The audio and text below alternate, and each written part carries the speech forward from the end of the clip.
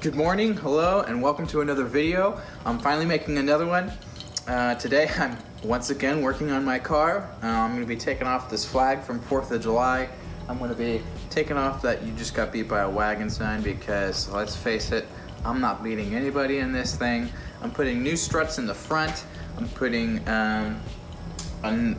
sort of an intake on and making the best of a bad situation. So come along, let's get some stuff done. Okay. First things first, you gotta get some cold brew down. Yeah, only way to go. So, these are the stock FE5 struts that come with an SS, and didn't get any springs or anything like that. Figured I would transfer over the lowering springs that I have from my car already. And I'm just doing the front because I'm pretty sure these ones are blown out.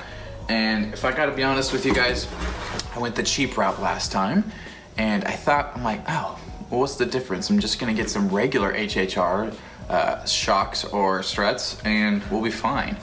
Turns out that was the dumbest thing I've ever done, and I put lowering springs on those, and it's been a terrible ride.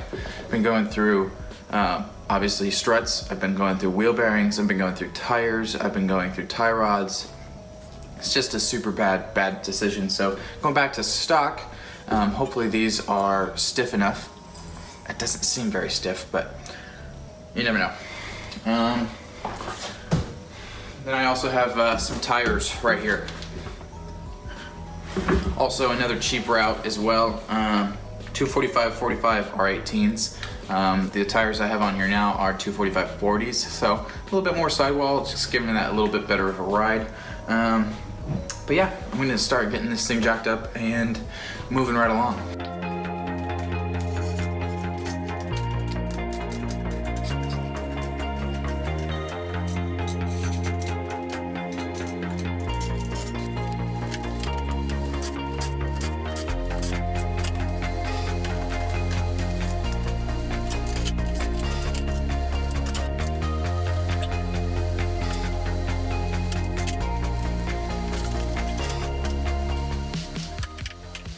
Alright, so I am now sitting next to my car with no strut inside. It's right here. It took about 10 minutes or so to get this off, and not too bad. I've done it before, you guys have seen it, so I didn't want to show it because it's boring. And I'm going to show you what I'm talking about right now. So strictly speaking, they don't look very different, except for this one has a lowering spring and a top hat on it. This is the stock FE5 for the SS. That's just a regular HHR shock. And so just gonna be swapping everything over to this one for both sides, and I will actually show you guys the intake thingy that I'm talking about. So kind of coming around to the front of the car, as you can see, there is no fog light. Basically, I hit a piece of sod on the ground on the freeway and basically knocked out that whole fitting, the actual housing of the light.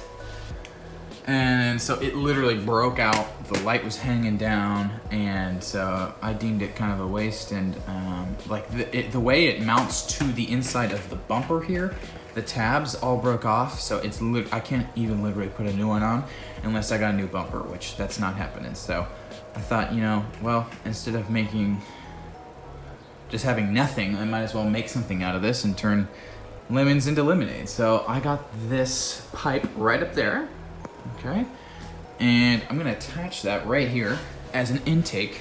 It's gonna come up through the bumper, up and around, through, can we see it? Yes, through this hole. It's gonna come up and feed cool air into the intake. I figured, hey, it's a cheap and easy way. I don't know if it's actually going to work yet. You guys are gonna come along for the ride, but might as well try.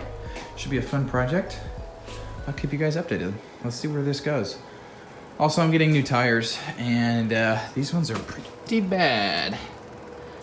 Believe it or not, I only got like these 10,000 miles ago. So these are the new ones. It's literally some knockoff Chinese brand I've never heard of. But yeah, should be fine.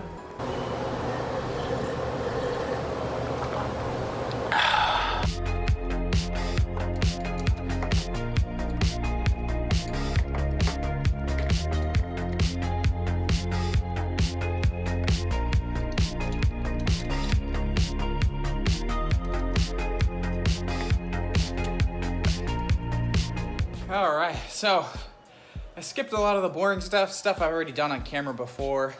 Figured you guys probably wouldn't want to see that. But some things I did in addition to that was take out my washer bottle. That was a little leaking. And I actually had my windshield washer sprayers for the front set up to spray on my intercooler, and broke one of the nozzles a while back, and so that was kind of busted, so I might as well just take it all out. And so I did that, as well as I tried to test fit that tube that I showed you guys earlier, and that broke because it's cheap and garbage. So I'm gonna try to find maybe like a little bit more heavy duty one that's still pliable and bendable. I'll show you guys what I did.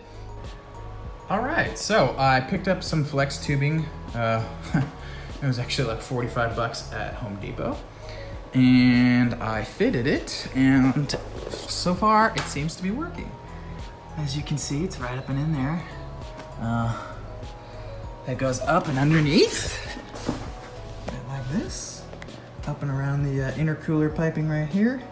Up and through into right here. It just feeds cold air to the intake. Doesn't actually touch anything down there, so that's good. It's like it was made for it, almost. It's 3-inch. I was gonna have it go through that hole down there, but I really couldn't figure out a good way to mount it or get it through, so it just barely fits this way. It's just zip tied here, nothing crazy. But I don't know, seems like a cool idea. We'll see how well it works out. I know it's kind of janky and everything, and you guys will be quick to point that out, but it's whatever. I think it's pretty cool, and I like it. Gotta do a couple more things here. Take off the flag in the back, and take off the "you just got beat by a wagon," and tighten up some other things here, and we'll be good to go.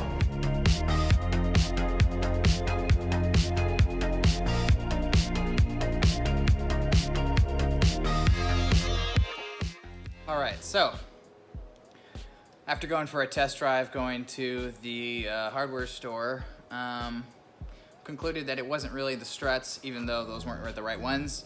It still didn't help replacing these ones. It's really the shocks, the springs that are really the thing that's messed up. It just doesn't give the strut or shock enough travel to begin with. So if I can afford it sometime in the future, I'm gonna upgrade to maybe some iBox springs or something like that, or maybe even just go back to stock springs, I don't know. But I'm looking for a bit of a better ride, and not beating up the suspension or me so much. So thought I was gonna fix the problem, but clearly I didn't. Added some more zip ties to my new cold air intake, and it seemed to work really good now. Tightened up everything, make sure it was all good, cleaned off the back. Might take it for a wash real quick, but sad to say it really didn't fix the issue, but that's how it goes sometimes. Trial and error, you don't know until you do it. So that's the video. Hope you guys enjoyed it. We'll see you guys in the next video.